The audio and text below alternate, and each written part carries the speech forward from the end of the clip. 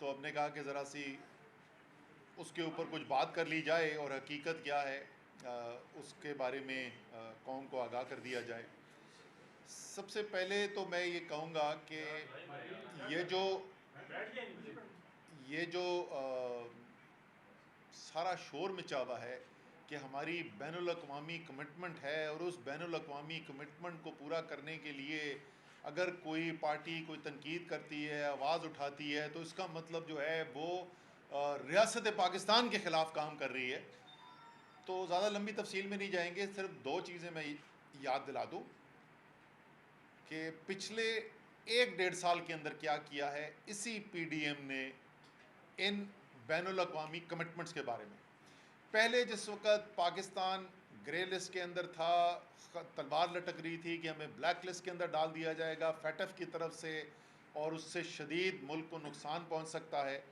बड़ी मेहनत की गई, बहुत काम किया गया, उसके लिए फैटफ की जो रिक्वायरमेंट्स थी उसके मुताबिक कानून साजी तैयार की गई और वो कानून साजी जब हम लेकर बैठे अपोजिशन के साथ, तो उन्होंने कहा, उस वक़्त की अपोजिशन के साथ, PDM के साथ, तो उन्होंने कहा कि जनाब या हमारे नैब के मुकदमात ख़त्म होंगे और कानून साजी होगी, ऐसी कानून साजी जिससे हमारे तमाम नैब मुकदमात ख़त्म कर दिए जाएंगे, करप्शन मुकदमात ख़त्म कर दिए जाएंगे, वरना हम इसकी मुखालफत करेंगे। और उन्होंने ज़ुबानी नहीं कहा, उन्होंने कोई टेलीफोन कॉल नहीं की, उन्होंने सिर्फ ख़त नहीं लिखा, उन्होंने फ्लोर ऑफ द हाउस पे आखिरी वक्त तक आके वोट डाले उस फैटफ के कानून के ऊपर जिससे पाकिस्तान ने उस ग्रे लिस्ट से निकलना था और पाकिस्तान का ख़तरा टलना था। उसके ख़िलाफ़ तकरीरें भी की और आखिर में वोट भी डाला। आखिरी मिनट तक पूरी कोशिश की कि सबोटाज कर दें, किसी तरीके से पाकिस्तान फैटफ से बाहर ना निकल सके। ये है PDM के करतूत। अब आ जाए IMF के एग्रीमेंट। यही IMF का माहदा जिसके ऊपर इतना शोर मच रहा है कि बहुत जुल्म हो जाएगा और तबाही हो जाएगी अगर IMF के माहदे से कोई आपने बात आप वफाकी हुकूमत से कर रहे हैं, भी मैं उस पर आता हूँ, लेकिन उसको शायद IMF जो है वो उसकी वजह से परेशान ना हो जाए। स्टेट बैंक ऑफ पाकिस्तान का एक्ट जो था वो लाजिम शर्त थी IMF की इस मायदे के लिए। तकरीरें इनकी उठा के देख लें, वोट इनका देख लें, मैं दोबारा बोल रहा हूँ, जुबानी जमा खर्च नहीं, वोट डाला के उस स्टेट बैंक एक्ट के खिलाफ। इन्होंने कहा कि ये ईस्ट इंडिया कंपनी बनाने जा रहे हैं, पाकिस्तान को IMF के पास गिरवी रखाया जा रहा है और पाकिस्तान जो है वो अपनी आज़ादी खो देगा। और उन्होंने आके उस स्टेट बैंक एक्ट के खिलाफ वोट डाला और उसके बाद साबित कर दिया कि सिर्फ और सिर्फ निरी सियासत कर रहे थे, उसका कोई ताल्लुक नहीं था पाकिस्तान के मुफाद से, वो अपनी सियासत कर रहे थे। क्योंकि आज उनको हुकूमत में बैठे हुए 4.5 महीने हो गए, इन्होंने जिक्र भी नहीं किया उस state bank of Pakistan act का। वो जिसको कह रहे थे पाकिस्तान जिससे गिरवी रख दिया गया है, जो ईस्ट इंडिया कंपनी बना दी जाएगी, वो कानून लेकर बैठे हुए हैं। क्योंकि इनको उस वक़्त भी पता था कि ये IMF के माहदे की प्री कंडीशन है, एक लाजमी शर्त है। ये इन्होंने इस IMF के एग्रीमेंट के साथ इन्होंने कोशिश की है वोट डाले में आके। अब ज़रा सा बात करें कि अभी तक हकीकत में हुआ क्या है, क्योंकि रौला बहुत ज़्यादा ना, शोर बहुत ज़्यादा है। अभी तक हुआ क्या है? हुआ सिर्फ ये है कि वज़ीर ख़जाना खैबर पख्तूनख्वा तैमूर जगड़ा, जो अभी आपको ज़रा सी इसकी तफसील बताएंगे, उन्होंने ख़त लिखा वफाकी हुकूमत को। उस ख़त की तफसील तो ये बताएंगे, लेकिन उस ख़त का लुब्बे-लुबाब क्या था और वो ख़त लिखने की ज़रूरत क्यों पड़ी, वो ज़रा सा मैं कौम को बता दूँ। जिस वक़्त IMF का माहदा करना था, ये क्या करते थे मैंने आपको बता दिया। ये सिर्फ ज़ुबानी उसकी मुखालफत नहीं करते थे, ये ज़ुबानी कोशिश सिर्फ नहीं करते थे कि किसी न किसी तरीके से IMF का माहदा जो है वो हो ना पाए। ये असेंबली में फ्लोर पे वोट भी डालते थे उसके खिलाफ कि किसी न किसी तरीके से उस IMF के माहदे को रोक दिया जाए।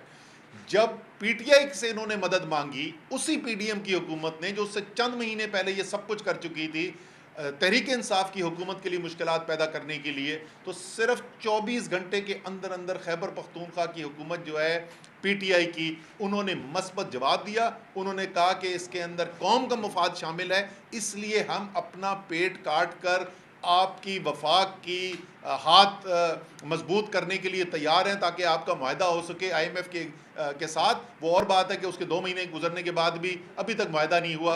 आज उम्मीद है कि आज वो माहदा बोर्ड कर देगा अप्रूव। 24 घंटे के अंदर मस्बत जवाब दिया। साथ इन्होंने ख़त लिखा और उन्हें कहा कि जी अगर आप हम चाहते हैं कि हम ये करें, हम बिल्कुल करेंगे, इसके लिए ये कुछ इकदाम हैं जो आपको लेने पड़ेंगे जिससे ये मुमकिन हो सकेगा कि हम आपकी इसके अंदर मदद कर सकें। 2 महीने का लफ्ज़, 2 महीने का वक्त, और मैं आपको ऑन एयर बोल रहा हूँ, मुझे नहीं याद कि कभी 3 साल में वज़ीर था, किसी अपोजिशन के एमएनए ने भी, वज़ीर छोड़ें, किसी एमएनए ने भी मुझसे कोई रब्ता करने की कोशिश की हो, टाइम मांगा और मैंने उसको टाइम ना दिया हो, कभी एक दिन भी इंतज़ार करवाया हो। 2 महीने सूबे का वज़ीर ख़जाना मीटिंग मांग रहा है, और ये जो ताकत के नशे के अंदर इस वक्त धोते हैं, उनको सवाए डंडे और ताकत के अलावा नजर नहीं आ रहा। किसी ने गलत फहमी इनको पैदा कर दी है कि ये वाइसराय बन गए हैं पाकिस्तान के, किसके ये नुमाइंदे हैं, वो इन्हीं से पूछें कि ये किसके समझते हैं नुमाइंदे हैं कि जो वाइसराय के। 2 महीने वजीर ख़जाना खैबर पख्तूनख्वा यानी खैबर पख्तूनख्वा की हुकूमत को मीटिंग का टाइम नहीं दिया जाता। 2 महीने, इससे बड़ी गैर जिम्मेदाराना हरकत क्या हो सकती है? इनको फिक्र थी कोई IMF एग्रीमेंट की? इनको कोई फिक्र थी IMF एग्रीमेंट की? इनको तो अगर वजीर ख़जाना बोला था और मस्बत जवाब दिया था, इनको तो अगले दिन बुलाना चाहिए था। 2 महीने मुलाकात नहीं की। जिस वक्त अभी ये ख़त लिखा तो आप कहाँ से निकल आया टाइम मुलाकात का? अभी तो 1 घंटे मुलाकात करके हैं तैमूर जगड़ा वहाँ पे मिफ्ता इस्माइल के साथ। ये भी आपको बता देंगे वहाँ पे क्या हुआ। ये कैसे टाइम निकल आया? क्योंकि आप ताकत के नशे में धुत थे। आपको पता था कि आप पहले भी सियासत कर रहे थे, आप पिछले 2 दिन से भी सियासत कर रहे हैं इसके ऊपर। उनकी शौकत तरीन की फ़ोन कॉल आ गई जी।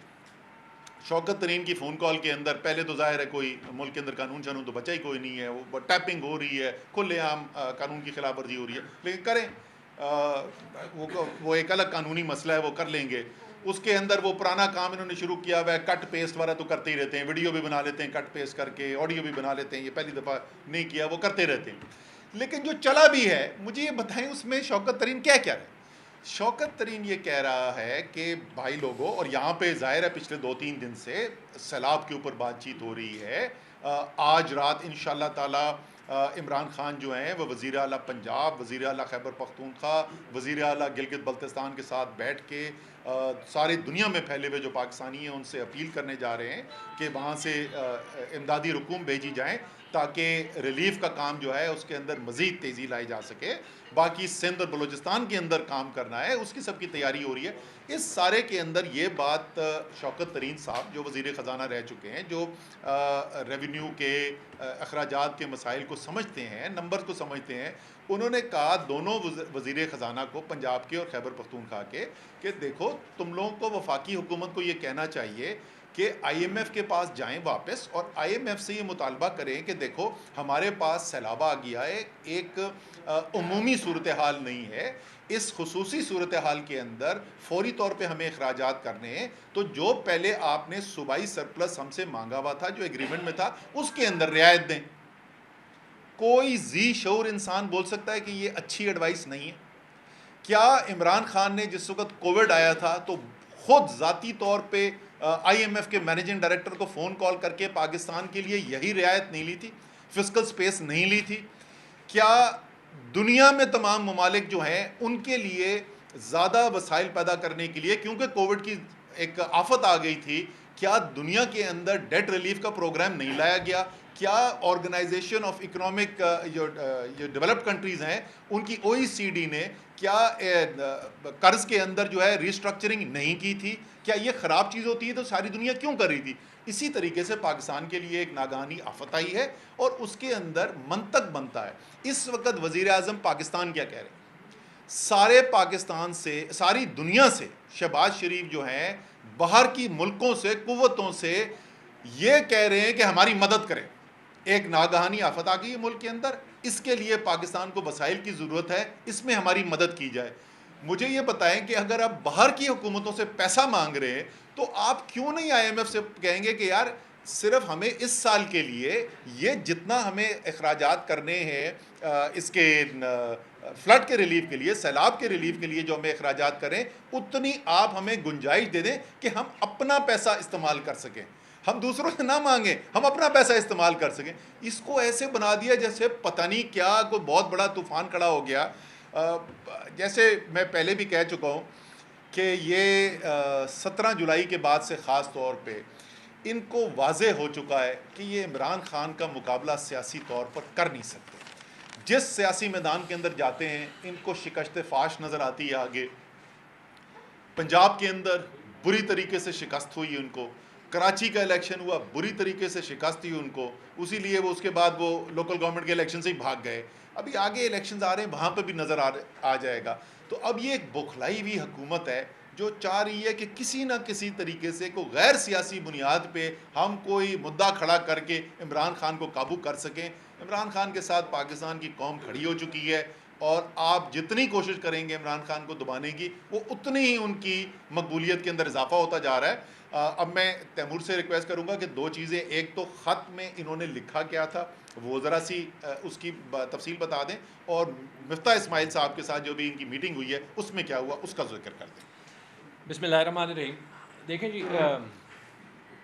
इसमें असद साहब ने जो पहली बात कही है, जो ख़त उनको 26 अगस्त को लिखा था,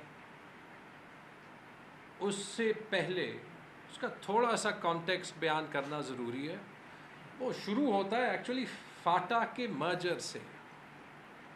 फाटा का मर्जर हुआ था मई 2018 में, और उस वक्त उनके लोगों से एक कमिटमेंट की गई थी कि उनको चूँकि 70 साल इग्नोर किया गया, मेन स्ट्रीम में लाने की रिस्पॉन्सिबिलिटी खैबर पख्तूनख्वा को दी जाएगी, और उनकी डेवलपमेंट के लिए, क्योंकि आप एजुकेशन देख लें, हेल्थ देख लें, आप रोड इंफ्रास्ट्रक्चर देख लें, पुलिस वहाँ पे नहीं थी, जुडिशरी वहाँ पे नहीं थी, लोगों का, और जो 20 साल में वहाँ पे मिलिटेंसी के अगेंस्ट जंग हुई थी, उनको मेन स्ट्रीम करने के लिए जो है पैसे खर्च करने पड़ते। उस वक्त की गवर्नमेंट ने एक रिपोर्ट, सरताज अजीज़ कमेटी रिपोर्ट में ये वादा किया, आज मिफ्ता इस्माइल साहब को दोबारा पढ़ा, कि over and above the share of the PSDP जो उस वक्त बनता था 22 अरब, 3% of the NFC will be given to the development of FATA for 10 years। वज़ीर ख़जाना जब वो मर्जर हुआ, जब ये कमिटमेंट हुई कबायली अज़ला के लोगों के साथ, और खैबर पख्तूनख्वा को जिस बेसिस पे ये दिया गया, तो वज़ीर ख़जाना उस वक्त थे मिफ्ता इस्माइल साहब, आज वो माने भी, ठीक है।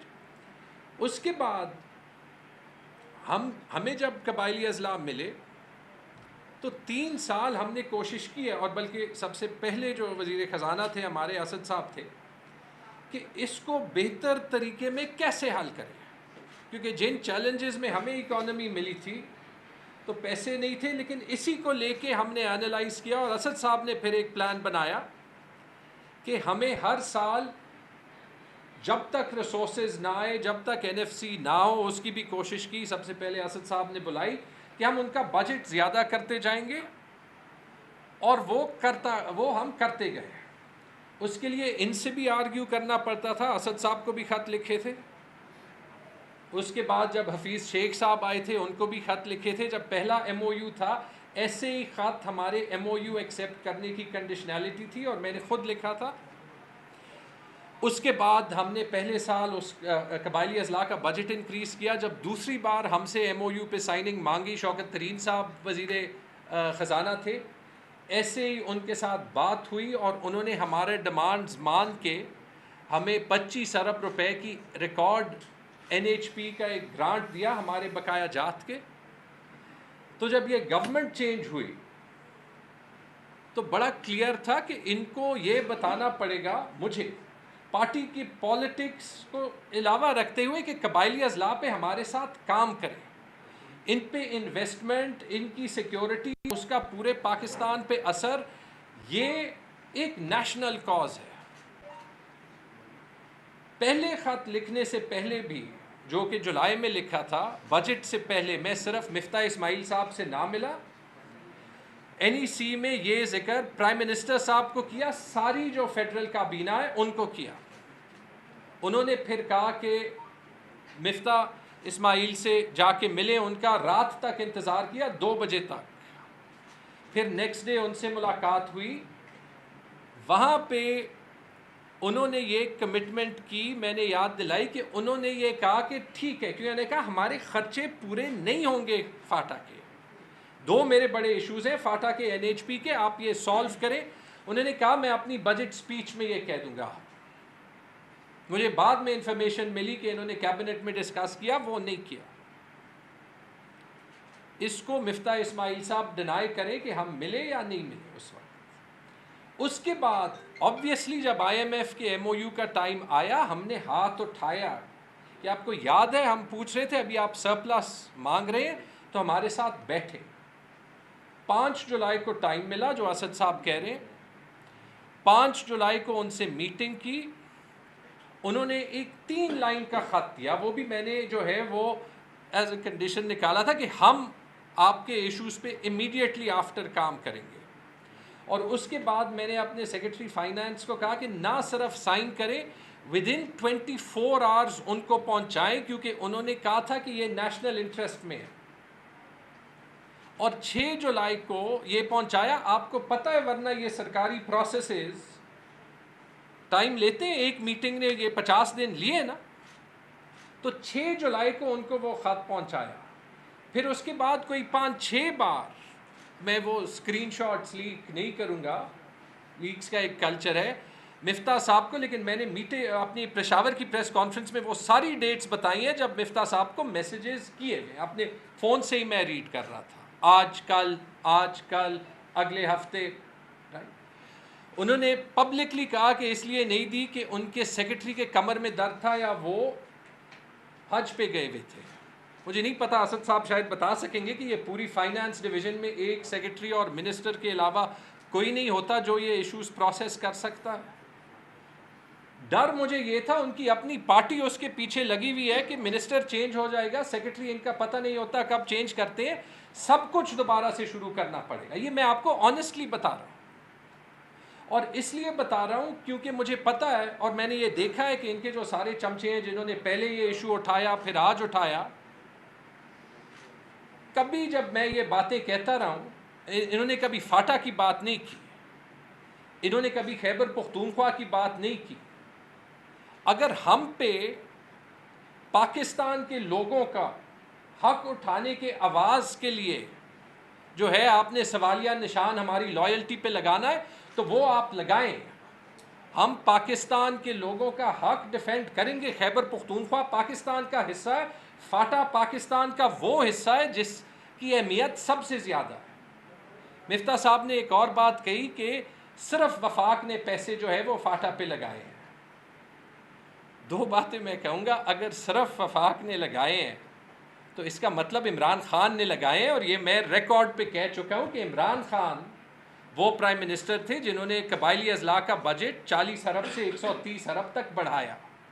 ये बात उनकी तब भी इसलिए गलत है क्योंकि खैबर पख्तूनख्वा ने वो वाहिद सूबा है, बाकी सूबों का शेयर ना मिलते हुए, कि उसने फाटा पे पैसे जो है वो हर साल लगाए हैं। अभी उनको स्लाइड पे दिखाया है कि पिछले साल कोई 15 अरब, और हमें अपने पैसों का इशू होता है। मेरा अकाउंट 1 अक्सर नेगेटिव में होता है, लेकिन हम फाटा पे कॉम्प्रोमाइज़ नहीं करते।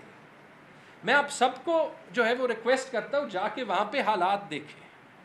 उन लोगों की लॉयल्टी हमने लेनी है, उनका ट्रस्ट पाकिस्तान के स्टेट पे डेवलप करना है।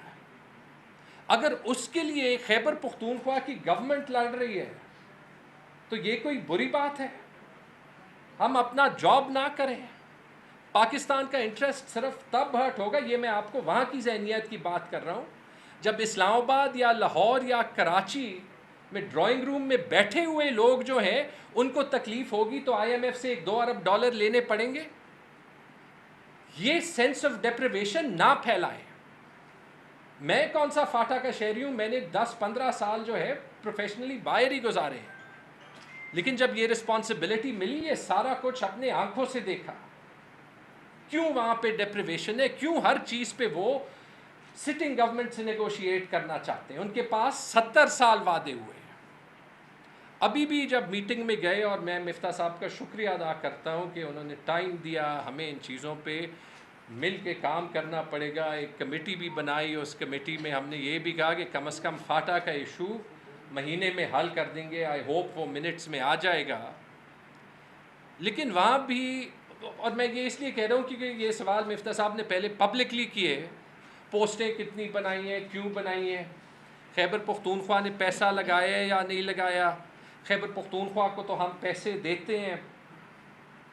एक सवाल मैं करता हूँ वो ये कि आप मुझे ये बताएं, और वहाँ पे मैंने किया कि आप ये चाहते हैं कि खैबर पख्तूनख्वा जब NFC नहीं हुआ बाकी सूबे के पैसे कबायली अजला पे लगाए, फेडरल गवर्नमेंट हमें ये कह रही है या नहीं? क्योंकि वो पैसे NFC के शेयर के कबायली अजला के नहीं है। जब NFC नहीं हुआ तो वो फेडरल गवर्नमेंट की रिस्पॉन्सिबिलिटी है कि वो पैसे दे, तो उसका मुझे जवाब नहीं मिला और मिल भी नहीं सकता। आई होप इसके बाद मीटिंग्स जल्दी मिलेंगी, राइट? और यही तो चीज़ें खत में उठाएं, और ना आपको खत लिखना पड़ेगा दोबारा, और ना सारे पाकिस्तान के मीडिया पे तूफान खड़ा करना पड़ेगा कि वजीर ख़जाना वफाक का वजीर ख़जाना सूबे के साथ मिलकर बैठ जाए। और इस पे भी जी खत पे मैं दो चीज़ें कहूँगा। खत को मैं ऑन करता हूँ, मैंने साइन किया है, हो ही नहीं सकता कि मैं ऑन ना करूँ। खत में लिखा, कोई देख ले, चैलेंज कर ले, और ख़ुद लिखा है। कोई कह रहा था किसने लिखा है, मैं जी 15 साल काम कर चुका हूँ कॉर्पोरेट, उसमें खुद अपनी चीज़ें खुद लिखता हूँ, समरीज भी अक्सर खुद लिखवाता हूँ। खत में आप ऑन करते हैं जी, खत को मैं ऑन करता हूँ क्योंकि उसमें लिखा है। मुझे ख़त्म करने दें, मुझे ख़त्म करने दें। खत में लिखा है कबायली अजला के बजट का इशू सॉल्व करना चाहिए। खत में लिखा है कि NHP के जो रनिंग फाइनेंसेस हैं वो हमें देने चाहिए, जैसे अपनी गवर्नमेंट में पिछले साल में 68 अरब रुपए मिले थे। ये भी एक MOU के तहत है, और वो MOU भी साइन हुआ है 2016 में, और उस पे साइन है परवेज़ खटक के और ख्वाजा आसिफ के। लेकिन जब से ये गवर्नमेंट आई है हमें 1 रुपये नहीं मिला। तो ख़त को मैं इसलिए ऑन करता हूँ, और उसमें तीसरी चीज़ ये लिखी है कि NFC बुलाएं ताकि हम ये इश्यूज़ परमानेंटली सॉल्व करें। और उसमें चौथी चीज़ ये लिखी है कि जब सैलाब आया और ये हमारा डेफिसिट पहले से है,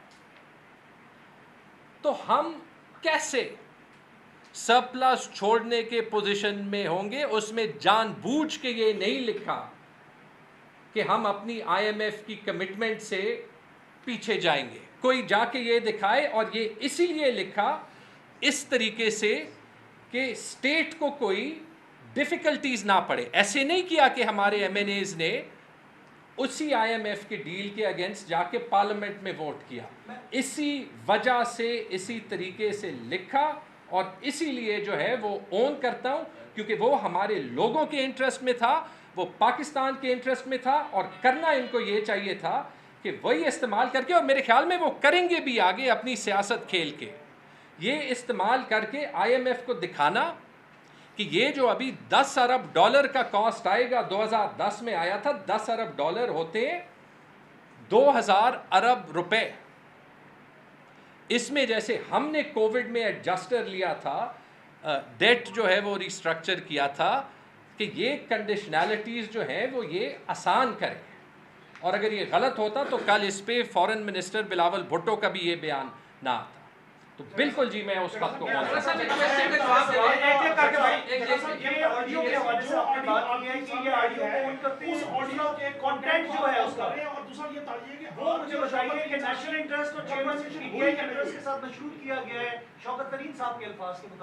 दोनों एक ही सवाल नहीं, सवाल वो भी वही कर रहे हैं, मैं भी वही कर रहा हूँ कि क्या नेशनल इंटरेस्ट को आपकी मशहूर हुई है नहीं हुई। और दूसरा ये जो IMF के डील की आप बात करें, एक होता बैक आउट करना और एक होता रीनिगोशिएट करना। There is a difference between it. Technically ऐसा साहब भाई, मैं आपको तैमूर ने पहले बता दिया उस खत के, मैं वही बोल रहा हूँ, रियलिटी क्या है। रियलिटी है खत, बाकी रौला है। हकीकत सिर्फ अभी तक एक खत है। उस खत के अंदर कहीं लिख रहा है कि हम रिनीज करें डील से, कहीं पे लिखा हुआ है। वहाँ पे हो क्या रहा है, एक ट्वीट आती है, वो ट्वीट में कहते हैं जी उन्होंने आईएमएफ को खत लिख दिया, वो झूठ साबित हो गया। आईएमएफ को कोई खत नहीं निकला, ये झूठ निकला। उसके अंदर ये लिखते हैं कि ये लिखा गया है कि हम डील से निकल जाएंगे, वो झूठ साबित हुआ। सोशल मीडिया पे लगा हुआ है, खत जाके पढ़ लें, सब पढ़ सकते हैं। तो देखें ऑडियो का कंटेंट, पहली बात तो ऑडियो हुई, पहले हुई ऑडियो, खत बाद में लिखा गया। तो एंड रिजल्ट क्या निकला? जो भी बातचीत हुई उसका एंड रिजल्ट मुझे ये बताया। आप सब में से हमें अपने आप को अगले कुल नहीं समझना चाहिए। आप सब में से हमें बता दें कि उस खत में, तैमूर झगड़ा के खत में मुतरज़ा क्या बात है? एक चीज बता दें। आपका क्वेश्चन ये, एक सेकंड, आपने कहा कि जो शौकत तरीन साहब ने इसलिए कहा क्योंकि मुल्क इस वक्त सैलाबी कैफियत में था, एक गुड फेथ के अंदर ये बात हुई। उस ऑडियो के अंदर वेरी क्लियर है क्योंकि हमारे ऊपर केसेस बने, हमें उन्होंने आगे सुने सर, पहले सवाल सुने ना सर। नहीं, ऐसा नहीं है ना। मोहसिन लगारी साहब ने कहा, मैं समझ गया सर एक सेकंड सवाल को करने जी, मैं समझ मोहसिन लगारी साहब ने कहा कि जी कोई स्टेट, हम कोई ऐसा, उन्होंने कहा मैं क्वेश्चन कर लूं कि ऐसे तो नहीं, हम एंटी स्टेट तो नहीं जा रहे। तो उन्होंने कहा जी एंटी स्टेट तो नहीं, हम चेयरमैन के खिलाफ तो नहीं जा सकते, केसेस है ये। उसके अंदर वेरी कॉन्टेक्स्ट वेरी क्लियर है कि क्योंकि उन्होंने आपके ऊपर केसेस बनाए, जिसलिए ऐसा नहीं है। मैंने भी सुना है उसको। जाहिर है उसकी बेहतरीन तशरीह तो शौकत तरीन साहब खुद कर सकते हैं। उनसे उन्होंने पूछा कि यार ये रियासत के खिलाफ तो नहीं है? उन्होंने ये नहीं कहा हाँ ये रियासत के खिलाफ है लेकिन हमने फिर भी करना है, ये उन्होंने नहीं कहा। ठीक है, उन्होंने कहा, सर मैं सुन लेना, उन्होंने कहा कि उन्होंने सवाल पूछा जिस तरीके से अभी मैंने आपको पहले बताया कि यार ये जो पीडीएम कर रहा था ये क्या रियासत के खिलाफ था? जो पीडीएम सिर्फ बातें नहीं कर रहा था, फोन कॉल नहीं कर रहा था, actual floor of the house पे वोट डाल के आईएमएफ की डील को सैबोटाज कर रहा था, एक्चुअल असेंबली में वोट डाल के फैटेफ को सैबोटाज कर रहा था। क्या ये रियासत के खिलाफ था? ये नहीं था। इसका मतलब, ये सवाल पूछने का मतलब ये नहीं है कि हम कह रहे हैं कि हम रियासत के खिलाफ काम करना चाहते हैं।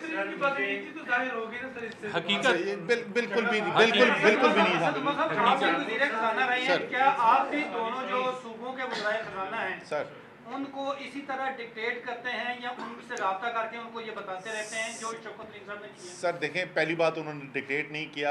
आपने उन्होंने, ओ भाई मैं बोल रहा ना, को उनकी इन लोगों के साथ काम किया हुआ है, वो फेडरल फाइनेंस मिनिस्टर रह चुके हैं, उनकी वर्किंग रिलेशनशिप है, वो उनको मशवरा देने का पूरा हक पहुंचता है, उसमें क्या खराबी है? शौकत तरीन का मोहसिन लगारी से या तैमूर झगड़ा से फ़ोन पे बात करना और मशवरे देने में कोई गलत बात नहीं है। ठीक है ना? अब मशवरे पे आ जाए ना, अब मशवरे सर सुन लेना।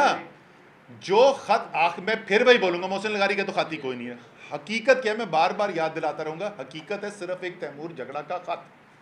उस खत के अंदर दो चीज़ें, तैमूर झगड़ा आपके सामने, सारी कौम के सामने बैठ के ओन कर रहा है उस खत को। तैमूर झगड़ा ने खुद खत को अटैच करके ट्वीट करके कौम के सामने रखा। अगर सुन लेना, अगर तैमूर झगड़ा को लगता कि उस खत में कोई गलत चीज़ है तो तैमूर झगड़ा खुद तो ना कौम के सामने लेके आता ना, कोई और फिर लीक करता। तो उस डिक्टेशन कहाँ से आ गई? जो बात आखिर में तैमूर झगड़ा के ख्याल में मुल्क के सूबे के मुफाद में थी, वो बात उसने ख़त में लिखी। उसमें कोई नई चीज़ नहीं थी सिवाय इसके क्या फ्लड्स भी आ गए। यही बात वो 2 महीने पहले भी कर चुके थे।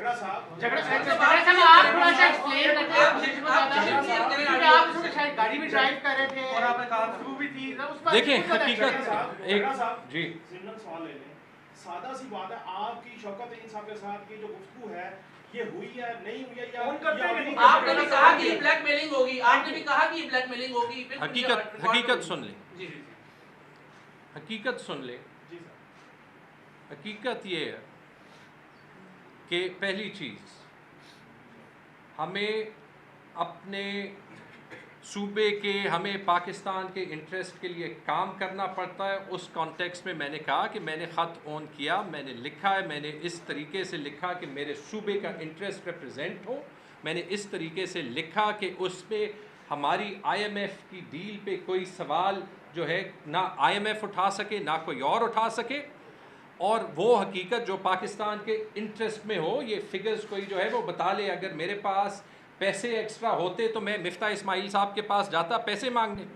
ठीक है, पहली चीज़। दूसरी चीज़ ये भी सुन लें कि जब ये कल्चर होगा, मैं जानबूझ के कौन सी चीज़ उसमें जो है वो कही गई है नहीं कही गई है इस पे इसलिए कमेंट नहीं करूँगा, क्योंकि जब तक ये कल्चर होगा कि फ़ोन रिकॉर्डिंग्स होंगी, जब मर्ज़ी रिलीज़ की, जैसे मर्ज़ी रिलीज़ की, नहीं की, कभी मेरे फ़ायदे में होंगी, कभी मेरे अगेंस्ट होंगी।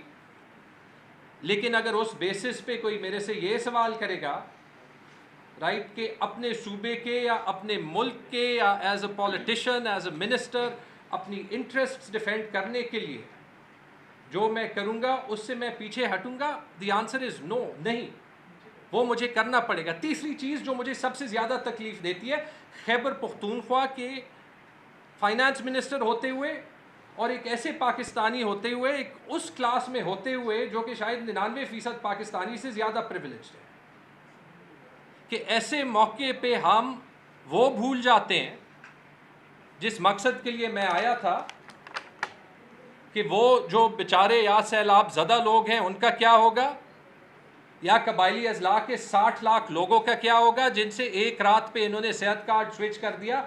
अब मैं मुंशियों की तरह जो है वो उनको अकाउंट्स दिखा रहा हूँ, और हम इस पे आ गए कि उस फ़ोन कॉन्वर्सेशन में कौन सी चीज़ सही थी या कौन सी चीज़ सही नहीं थी। मैं लग जाऊंगा, आप इस पे हेडलाइन लगाएं, लेकिन मेरे लिए ज़रूरी है कि पाकिस्तान के इंटरेस्ट ना हर्ट हो, कि खैबर पख्तूनख्वा जो है वो तरक्की करे ताकि एक ज़्यादा सिक्योर पाकिस्तान बने, ताकि दोबारा मिलिटेंसी ना हो। और वो इस तरीके से नहीं होगा कि एक एक पैसे के लिए यहाँ आके रोना पड़ेगा, और मीडिया भी तभी घास देगी जब खैबर पख्तूनख्वा हेडलाइन में आएगा, जब कोई आपने कोई नेगेटिव न्यूज़ चलानी होगी। उस दिन नेपरा की मीटिंग में मैं आपको फ़र्क बताता हूँ। नेपरा की मीटिंग पे जब NHP में हुई तो एक दूसरे सूबे से जो है वो आए थे, उन्होंने कहा कि जी ये हमारा MOU फ़र्क है, तो हम इस MOU के इम्प्लीमेंटेशन के हक़ में नहीं है। तो मैंने वहाँ पे जाके कहा, सर तैमूर झगड़ा इस सूबे का केस लड़ेगा CCI में, लेकिन आप फैसला सही करें, राइट? लगाते जाएं जो आपने वो करने हैं, सवाल करें जो आपने करने। इस मुल्क को ठीक करना है। 16 साल करियर इसलिए नहीं छोड़ा कि यहाँ पे 2 क्लास 4 भर्ती करें। इमरान खान के पीछे इसलिए नहीं खड़ा हुआ कि सियासत में 2-3 मिनिस्ट्रियाँ चाहिए, राइट? तो ये क्लियर कर दें। आई एम प्राउड कि खान साहब ने कभी सही चीज़ से रोका नहीं। आई एम प्राउड कि जब उनके वक्त में कबायली अजला का मसला था तो बनी गाला उन्होंने बुलाया ईद के दिन, असद साहब के टाइम के 2 महीने शायद बाद था, और वहाँ पे हमने उनका बजट डबल किया। सारे प्रॉब्लम्स नहीं हल होंगे, लेकिन ये हकीकत है। इतना ही मैं कह रहा हूँ।